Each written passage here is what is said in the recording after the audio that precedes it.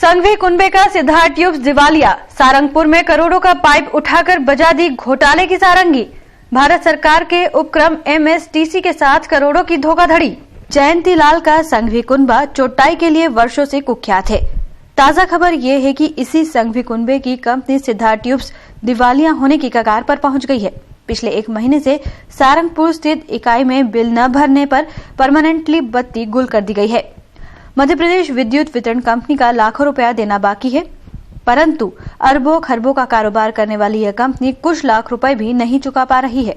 अब यह बात और है कि जो रोशनी वहां पर दिखाई दे रही है, निश्चित रूप से यह आदतन चोटाई द्वारा ही कबाड़ी गई है।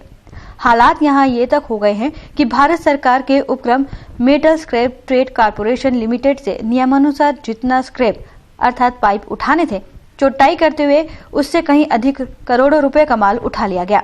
संघवी कुनबा तो खैर इस मामले में पुराना चोटा है ही, लेकिन सरकारी कंपनी एमएसटीसी और उसके जिम्मेदारों में हड़कंप मच गया है। सारंगपुर में आजकल पंकज संघवी कुनबे की कुख्याति और कंगाली की सारंगी बज रही है। संघवी कुनबे ने सिद्धार्थ ट्यूब्स नाम से कंपनी खोल रखी है। इस कंपनी में पाइप बनते हैं।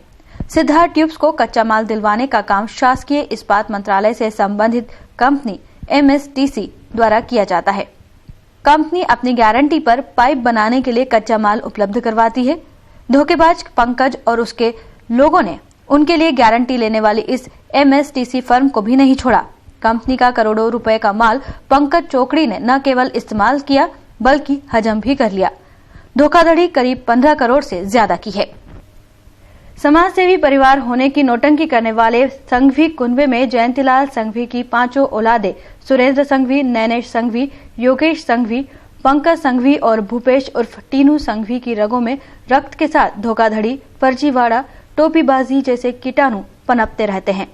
इनके दिमाग में फितरत के कीड़े भी हमेशा कुलबुलाते रहते हैं। उद्देश्य सिर्फ एक ही होता है, किसी भी तरह अय्याशी के लिए पराया माल हजम कर जाना। सारंगपुर में यह हुई ताजी वारदात इस बात का पुख्ता प्रमाण है कि चोर चोरी से जाए लेकिन हेरा फेरी से न जाए।